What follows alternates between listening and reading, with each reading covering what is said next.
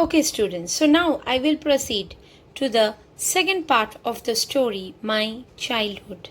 My Childhood is an extract taken from Dr. APJ Kalam's autobiography, Wings of Fire, which describes about his childhood. Till now, we had seen about his birthplace, his first income, his first wage, and his friends. So now we will continue about his life.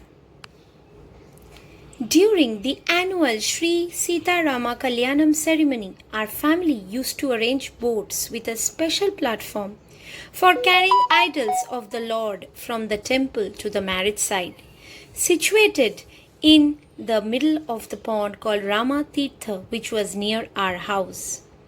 Events from the Ramayana and from life of the Prophet were the bedtime stories my mother and grandmother would tell the children in our family. So you see about Kalam's upbringing during the annual Sri Sita Rama Kalyanam ceremony. So this was a Hindu festival where Lord Sri Rama was betrothed to Sita Maya. And Kalam's families used to arrange the boats which helped to bring the idols of the Lord from the temple to the marriage site. Where was the marriage site? It was situated in the middle of the pond, and that spot was called Rama Tirtha, which was near to Kalam's house.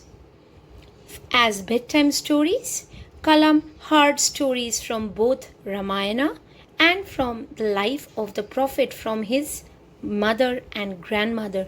So you see his upbringing, his innocent mind was never polluted with the narrow systems of caste and religion. Both Hindus and Muslims mingled together freely in the place. Everybody involved themselves in all sorts of festivals. Even Kalam used to hear stories from Ramayana, which is a Hindu epic book, religious book, epic. So he used to hear all the stories from his mother and grandmother. So you see, there was no differentiation in the minds.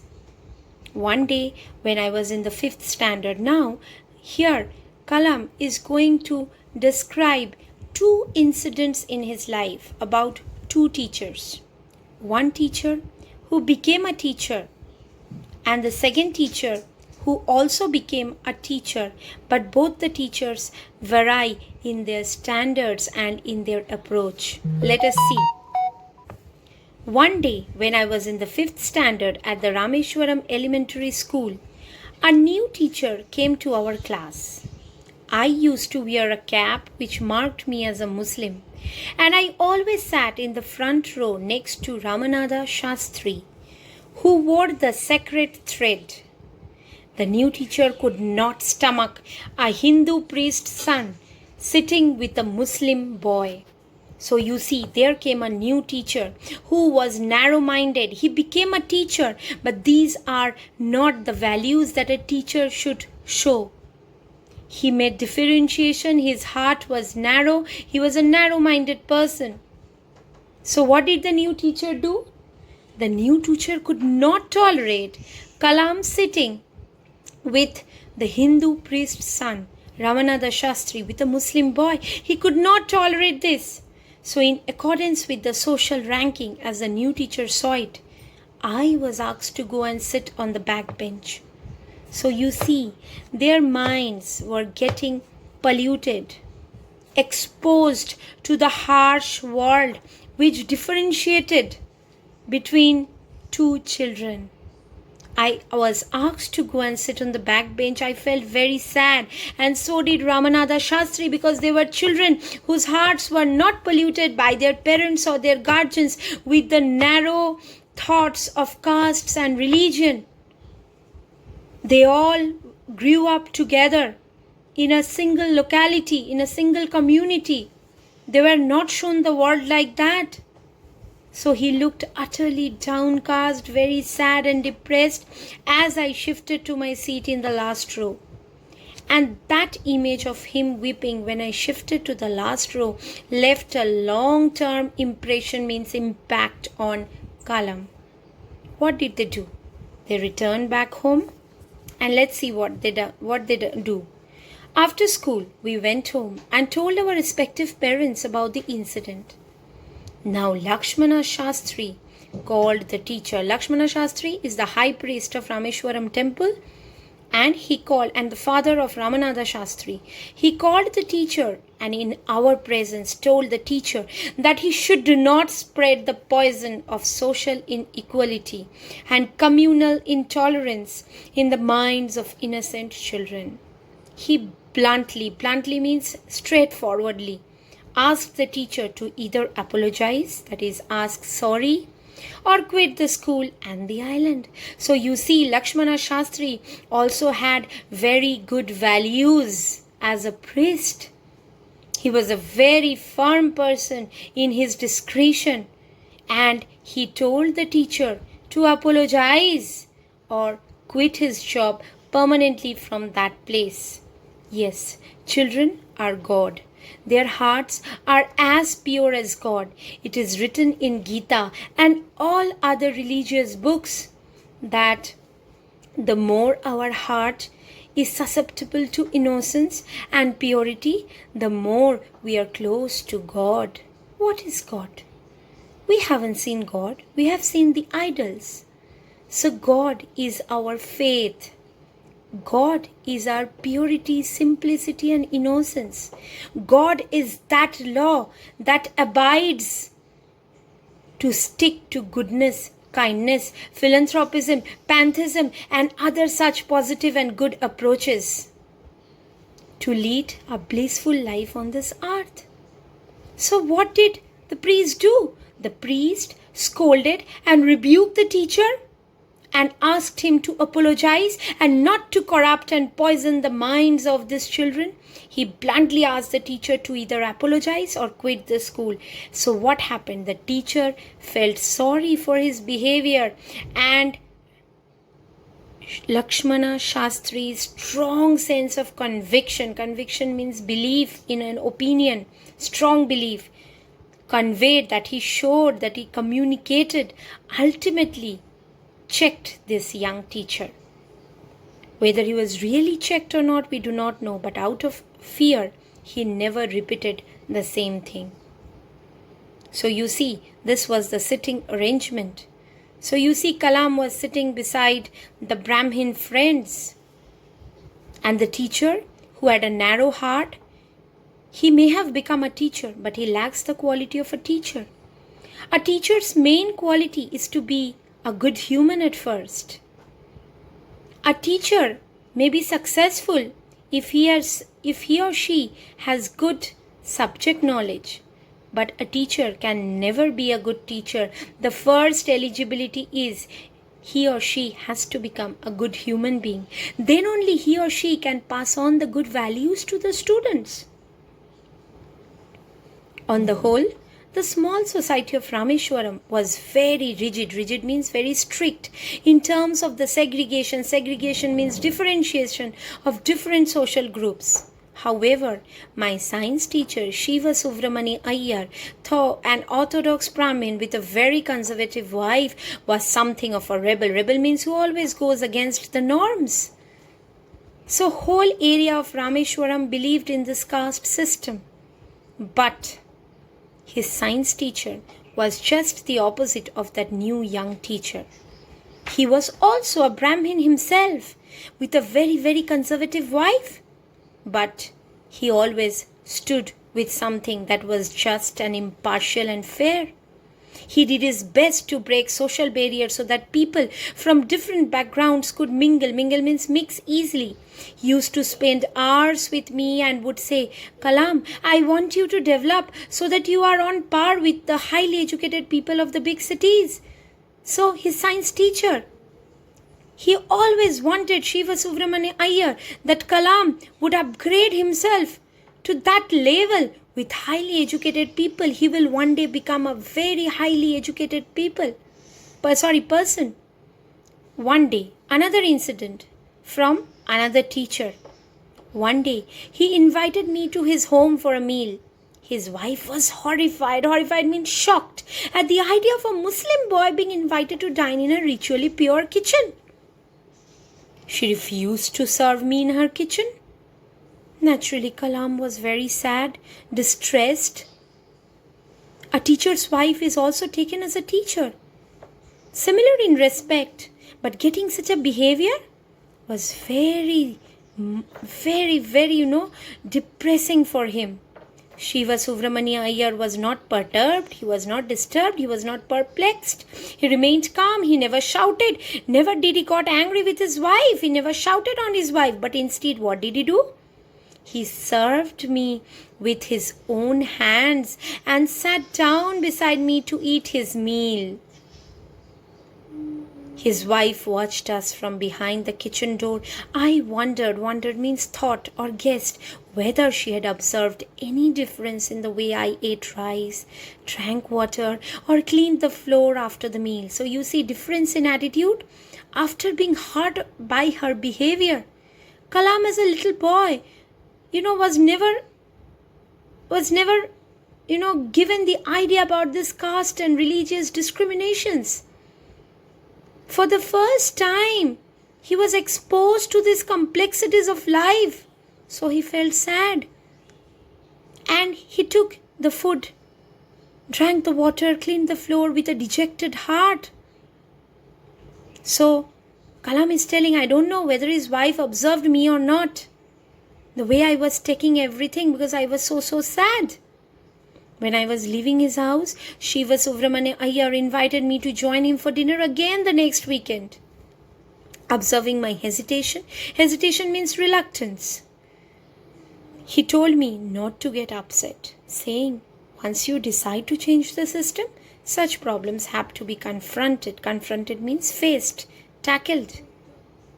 So he again invited him the next weekend. But Kalam was a bit dejected by the behavior of his teacher's wife. So he was reluctant to come again. But the teacher gave him a lifelong teaching, a lesson. What did he say? Do not get upset, Kalam. If we have to change something that is not just, not true, we have to face many hurdles and obstacles in life. We cannot get stressed and get upset about it. We have to face it, tackle it, and overcome it. So when I visited his house the next week, Shiva Subramania Iyer's wife took me inside her kitchen and served me food with her own hands. So you see, one has to face problems and hurdles while changing a corrupt system. And finally, the next weekend when he visited, he was welcomed heartily by the teacher's wife. So you see, a family works by the involvements of all the members from the core of their heart. Kalam's father could not have allowed Kalam to send so far if his mother had not allowed. Kalam's mother would not have been able to feed so many people if his father never allowed. So it was a very good equation that gave positive vibrations to Kalam as a child. Similarly, the teacher's wife would have never done this if the teacher did not take a proper and a true step to make her realize the importance of a family. Then the Second World War was over and India's freedom was imminent. Imminent means about to happen nearby. Indians will build their own India, declared Gandhiji. After long years of being colonized under the British rule, finally in the year 1947, India's independence was near. And Gandhiji gave a dream in the hearts of all the Indians that India is going to build their own India, their own country. The whole country was filled with an unprecedented means unprepared, optimism, a positivity and hope. I asked my father for permission to leave Rameshwaram and study at the district headquarters in Ramanathapuram. Let us look at the map. So this is Lakshmana Shastri. Look, this is the map. You see, this is Dhanush Kodi about that train thing. The train used to run through the line from Rameshwaram to Dhanushkodi, but after the declaration of emergency, the train never stopped at Rameshwaram. It straight went to Dhanushkodi. So the newspapers were thrown away from the running train. And this is the map. Rameshwaram, you can see, this is the island town separated from Tamil Nadu, yet under Tamil Nadu, and in the Ramanathapuram district. So Kalam used to stay at Rameshwaram. He wanted to go to the district headquarters Ramanathapuram for higher studies. He asked permission from his father. And what did his father say? He told me as if thinking aloud, Abul, I know you have to go away to grow. Does the seagull not fly across the sun, alone and without a nest? So you see, it is an extended metaphor. What is a metaphor? An indirect comparison between two different things. Here it is also, you can say, a personification. Here Kalam's intention to go away from home for higher studies is compared to the flight of a seagull from his nest across the sun, far, far away in the wide open sky.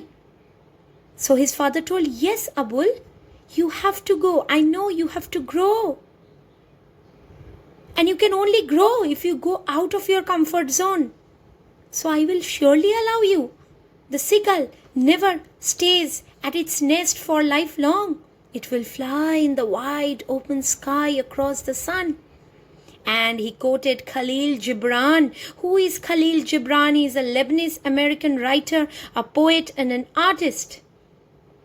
By the time Kalam was born, Gibran was already dead.